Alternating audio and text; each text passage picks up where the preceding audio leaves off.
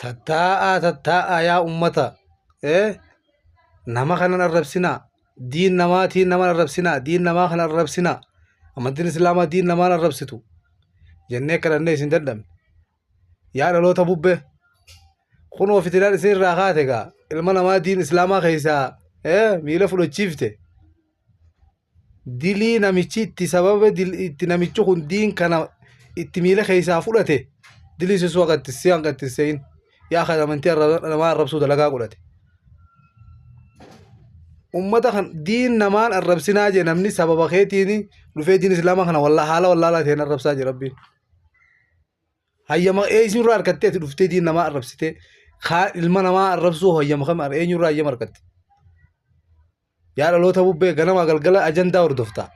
diin islaamaa maal nuun ja'a diin islaamaa maal nu ajaja maal irraa dhorkaa quban qabdu dalagaan tee ajandaa faana deemuudha